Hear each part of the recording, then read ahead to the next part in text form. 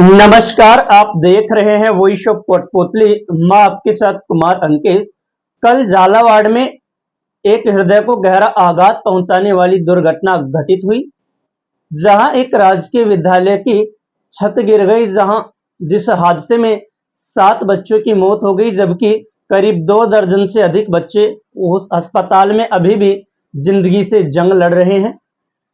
प्रदेश के मुखिया भजनलाल शर्मा, राज्यपाल, देश की राष्ट्रपति और प्रधानमंत्री नरेंद्र मोदी सहित देश प्रदेश के तमाम लोग इस घटना के प्रति अपनी संवेदनाएं प्रकट कर रहे हैं और जो विद्यार्थी, जो बच्चे हॉस्पिटल में अभी भी जिंदगी से जंग लड़ रहे हैं, उनके शीघ्र ही स्वस्थ होने की कामनाएं कर रहे हैं। लेकिन क्या हमने सिर्फ इस हादसे से संवेदनाएं प्रकट करना ही सीखा है, या वास्तव में कुछ सीखा है जिससे बेशर्मी से जिम्मेदार अधिकारी, माननीय शिक्षा मंत्री और उनके विश्वस्त वे अधिकारी जो शिक्षा विभाग का संचालन करते हैं, उन्होंने विश्वविद्यालय में कार्यरत महज कुछ शिक्षकों को निलंबित करके जिम्मेदारी से पल्ला झाड़ लिया है। उसी बेशर्मी के साथ पीडब्ल्यूडी विभाग ने वीआईपी मूवमेंट को मद्देनजर रखते हुए रातों रात उस गांव में सड़क का निर्माण कर दिया है। अगर इतनी ही तत्परता यह विभाग पहले इस विद्यालय की छत का मेंटेनेंस करने में दिखाता, तो शायद देश के भविष्य की जो सांसें थी वो थमती नहीं। जो अभिभावकों और माँ बाप के जो आंखों के तारे थे, वो कुछ तारे आज ओझल ना होते और कुछ तारे आज अस्पताल में बेसुध ना पड़े होते और जिंदगी से यूं जंग नहीं लड़ रहे होते।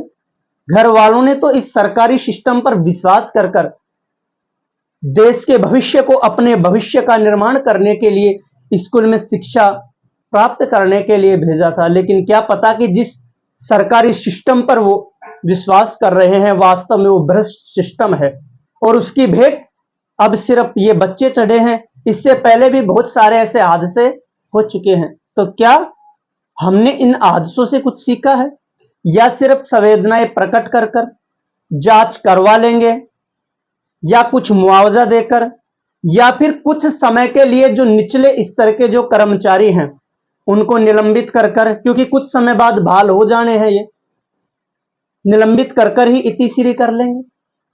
क्या हमने इन मामलों से कुछ सीखा है? क्या ये जो कल हादसा हुआ, इन हादसों से हमने कुछ सीखा है? क्या सीखा है, इसकी एक झलक हम आपको दिखाते हैं। आइए कोटपुतली बहरोड जिले के बानसूर ब्लॉक के ऐसे ही 2 विद्यालयों की कहानियों से आपको रूबरू करवाते हैं, जहां करीब 5 से 7 कमरे जर्जर अवस्था में हैं। बच्चे और शिक्षक दोनों ही डर के साए में वहां अध्यापन कार्य करवा रहे हैं। देखिए हमारी यह खास रिपोर्ट। बानसूर के ग्राम बहरम का बास स्थित राजकीय आदर्श उच्च माध्यमिक विद्यालय का भवन जर्जर अवस्था में है। करीब 55 वर्ष पुराने इस स्कूल की दीवारें दरक रही है और छत की पट्टियां भी टूट चुकी है। बारिश में सभी 10 कमरों की छत से पानी टपकता है, जिससे विद्यार्थी और शिक्षक डर के साए में पढ़ाई कर रहे हैं। शिक्षा विभाग ने 2023 में ही इस भवन को जर्जर घोषित कर ध्वस्त करने के आदेश जारी किए थे, लेकिन बजट के अभाव में आज तक नया भवन स्वीकृत नहीं हुआ है। झालावाड़ में हाल ही में स्कूल भवन गिरने की घटना के बाद बहरम का बास के ग्रामीणों में भय और आक्रोश बढ़ गया है। शनिवार को ग्रामीण स्कूल पहुंचे और शिक्षा विभाग के खिलाफ विरोध प्रदर्शन किया। उन्होंने नए भवन निर्माण की मांग की है। प्रधानाचार्य सरोज यादव ने बताया कि उन्होंने इस सत्र में ही कार्यभार ग्रहण किया है। वे अब तक भवन की हालत को लेकर 2 बार विभाग को पत्र भेज चुके हैं। स्कूल में कुल 10 कमरे हैं, इनमें से एक भी सुरक्षित नहीं है। उन्होंने बताया कि भवन की खस्ता हालात के कारण इस बार 30 बच्चों के अभिभावकों ने अपने बच्चों की टीसी कटवा ली है। ग्रामीणों ने जल्द से जल्द नए भवन का निर्माण करने व तब तक अस्थायी कक्ष या वैकल्पिक स्थान पर कक्षाएं संचालित करने की सरकार से मांग की है। तो वहीं राजकीय उच्च माध्यमिक विद्यालय लोहिती में भी हालात कुछ ऐसे ही हैं। विद्यालय के करीब 6 कमरे ऐसे हैं जो जर्जर अवस्था में है। करीब 3 कमरों की छतों की पट्टियां टूटी हुई है, जबकि अन्य कमरों की छतें टपक रही हैं और प्लास्टर गिरा हुआ है। एहतियात के तौर पर विद्यालय स्टाफ ने इन कमरों में बच्चों को बैठाना फिलहाल बंद कर दिया है। इसके साथ ही विद्यालय परिसर में बारिश में जल भराव भी पैदा हो जाता है। विद्यालय के आज की कार्यवाहक इंचार्ज महावीर मीणा ने बताया कि पीडब्ल्यूडी विभाग को इसकी सूचना दी है, लेकिन अभी तक रिपेयरिंग नहीं हुई है। महावीर प्रसाद मीणा, इंचार्ज राजकीय उच्च माध्यमिक विद्यालय लोहिती। आज हमारे इस स्कूल में पीडब्ल्यूडी से ऑफिसर आए थे, उन्होंने पूरे स्कूल का निरीक्षण किया गया। हमारे स्कूल में कुछ कमरे बहुत पुराने हैं, कुछ नए हैं। सभी कमरों को निरीक्षण करने के बाद हमारे 1, 2, 3, 4 रूमों की पट्टियाँ टूटी हुई है, जो फिलहाल क्षतिग्रस्त है, वो कभी भी गिर सकती हैं। हम उन कमरों का अभी उपयोग नहीं ले रहे हैं, लेकिन कभी कभी जब परीक्षा होती है इमरजेंसी दौरान, तो हम उनको कभी काम में लेते हैं, जो एक रिस्क है। तो इसलिए मैं सरकार से या जो भी अफसर उनसे आग्रह करूँगा कि हमारे स्कूल में रिपेयरिंग मरम्मत का कार्य अति शीघ्र कराए, ताकि हमें कोई रिस्क नहीं उठानी पड़े और हमारे बच्चों को भी सुरक्षित रह सके, ठीक ना। और हमारे विद्यालय में पानी का भी थोड़ा भराव है। विद्यालय का जो स्तर नीचे रोड से नीचे है, तो उसमें पानी भरता है। तो हम आग्रह करेंगे अपने जो भी विभाग है उनसे प्रस्ताव लेकर भेज लें। कुछ भेजे भी पहले भी और भी भेजेंगे, ताकि पानी का भराव नहीं हो सके, बच्चा आसानी से बरसात के मौसम में भी आ और जा सके। इसके लिए भी हम सरपंच साहब से और भी जो हमारे विभाग है उच्च स्तर से बात करके प्रस्ताव भेज देंगे। माननीय शिक्षा मंत्री जी दावा कर रहे हैं कि जो भी जिम्मेदार है उनके खिलाफ स्ट्रिक्ट एक्शन होगा, लेकिन जो वहां के अध्यापक थे उन अध्यापकों को निलंबित कर दिया गया है। क्या अध्यापकों की ही सिर्फ जिम्मेदारी थी? अगर छत गिर गई, छत का मेंटेनेंस नहीं हो रहा, तो क्या इन सब की जिम्मेदारी अध्यापकों की ही थी? पढ़ाई में कोई त्रुटि है तो उसकी जिम्मेदारी भी अध्यापकों की है। शिक्षा में गुणवत्ता नहीं हो रही, उसकी जिम्मेदारी भी अध्यापकों की है। विद्यालय का मेंटेनेंस समय पे नहीं हो रहा, उसके लिए भी अध्यापक जिम्मेदार हैं। विद्यालय में जल भराव हो रहा है, सरकारी बजट नहीं दे रही, उसकी जिम्मेदारी भी अध्यापकों की है। तो माननीय जो एसी के दफ्तरों में जो शिक्षा विभाग के अधिकारी और माननीय मंत्री जी जो हर रोज भड़काऊ बयान और धार्मिक अवसाद फैलाते घूमते हैं, उनकी क्या जिम्मेदारी है? सिर्फ प्रदेश में भड़काऊ बयान देना, इतिहास को अपने हिसाब से तोड़ मरोड़ के पेश करना और चैप्टरों को पाठ्यक्रम में हटाना ही शिक्षा मंत्री जी का नैतिक दायित्व है।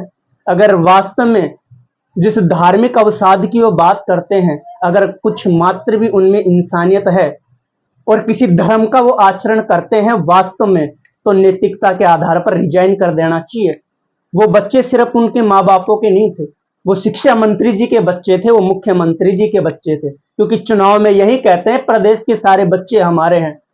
जब तुम्हारे 7 बच्चे की मौत हो गई, तुम्हारे भ्रष्ट सिस्टम ने 7 जिंदगियां छीन ली, करीब 2 दर्जन से अधिक बच्चे अभी भी हॉस्पिटल में जिंदगी से जंग लड़ रहे हैं, फिर भी तुम पद पे बैठे हो। माननीय, कहना और करना दोनों अलग बातें हैं। क्या जांच कराओगे? क्या मेंटेनेंस सिर्फ वहां के शिक्षकों की जिम्मेदारी थी? फिर ये अधिकारी किस लिए हैं? फिर ये शिक्षा मंत्री जी किस लिए हैं? फिर अन्य जो पीडब्ल्यूडी विभाग है, इनके अधिकारी हैं, ये किस लिए हैं? हां, शिक्षकों की भी गलती है कि जब बच्चों ने उनको बता दिया था कि वहां पे कंकर गिर रहे हैं छत से, फिर भी उन्होंने ध्यान नहीं दिया। लेकिन उनके साथ साथ जिनके मेंटेनेंस की जिम्मेदारी थी, चाहे वो कोई ठेकेदार हो, चाहे पीडब्ल्यूडी विभाग के अधिकारी हो, या फिर शिक्षा विभाग के कोई बड़े अधिकारी हो, इन पर भी तो कार्रवाई होनी चाहिए। हम आए दिन कोई ना कोई ट्रोलिंग करते हैं किसी ना किसी को, कभी हम फेसबुक पर चला देते हैं ट्रेंड, कभी अपन उस पे एक्स पर चला देते हैं, ट्विटर पर। अब भी चलाओ ना, अभी भी आ गया हो इन नौनिहालों के लिए, अभी भी आ गया हो राजस्थान की जो शिक्षा व्यवस्था लचर हुई है, इसको सुधारने के लिए कीजिए ट्वीट। क्या सिर्फ शिक्षक ही जिम्मेदार थे? माननीय शिक्षा मंत्री जी की भी कुछ जिम्मेदारी होगी। दफ्तरों में एसी के रूमों में जो अधिकारी बैठे हैं उनकी भी कुछ जिम्मेदारी होगी। उन पर कब एक्शन होगा? जिस प्रकार से रातों रात सड़क निर्माण किया गया, उस प्रकार से पहले मेंटेनेंस भी तो किया जा सकता था। क्या हादसे की बात देख रहे थे कि कब हादसा होगा, तब हादसा होगा, उसके बाद देखें? क्या हादसों का ही इंतजार करते रहोगे? अभी हमने बानसूर के 2 विद्यालयों की कहानी आपको दिखाई है। पता नहीं कितने राजकीय विद्यालयों की ऐसी कहानी है जो संसाधनों से जूझ रहे हैं। कुछ विद्यालय तो ऐसे हैं जहां की जो शिक्षक हैं खुद अपने निजी कोष से चंदा इकट्ठा कर कर या गांव में भामाशाहों से चंदा इकट्ठा कर कर विद्यालय का विकास करवा रहे हैं। अब सरकार बात करती है कि हम जिम्मेदारों पर एक्शन करेंगे। कब जिम्मेदारों पर आप एक्शन करोगे? आपने तो जब ऑपरेशन चेतना चला था उस समय खुले बोरवेल और खुले कुएं बंद करवाने के लिए भी माननीय मुख्यमंत्री जी ने आदेश दिया था। क्या हुआ उन आदेशों का? जिस कोटपुतली बहरोड जिले में ऑपरेशन चेतना हुआ, जिसके दौरान ही माननीय मुख्यमंत्री जी ने यह आदेश दिया, उसी जिले में ऑपरेशन चेतना के बाद 2 से 3 घटनाएं बोरवेल और खुले कुएं में गिरने की हो चुकी हैं। अभी जमुआ रामगढ़ की है, 3 दिन पहले की है। तो क्या उन आदेशों की तरह ये आदेश भी फाइलों में दब जाएंगे या वास्तव में जिम्मेदारों पर कोई कार्रवाई होगी?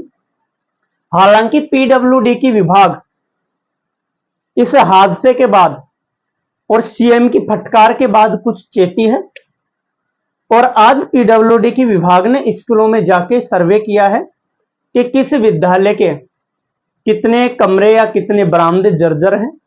अब देखना होगा कि क्या वास्तव में पीडब्ल्यूडी की विभाग एक्चुअल रिपोर्ट बनाकर इनका मेंटेनेंस समय पे करती है या फिर और मुद्दों की तरह 5-7 दिन के बाद यह मुद्दा भी और सरकार के ये जो आदेश है ये भी महज सरकारी फाइलों में दब जाएंगे।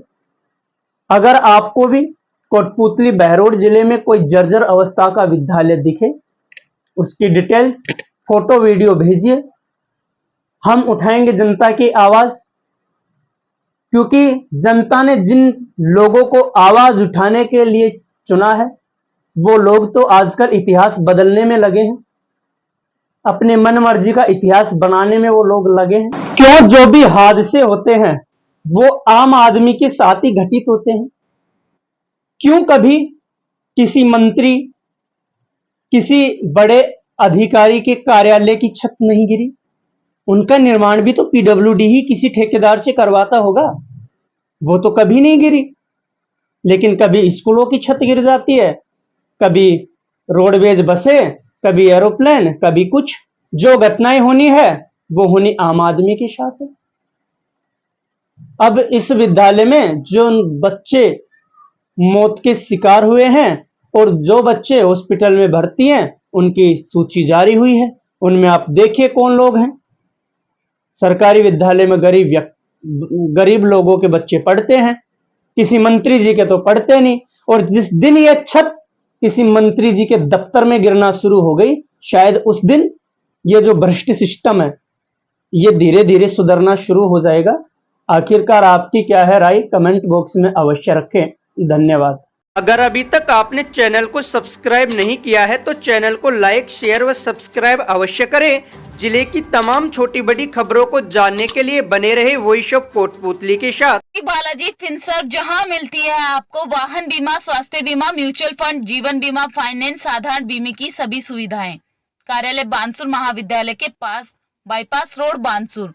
मुख्य कार्यालय लालकोठी, कोटपुतली। अधिक जानकारी के लिए संपर्क करें 8302367656।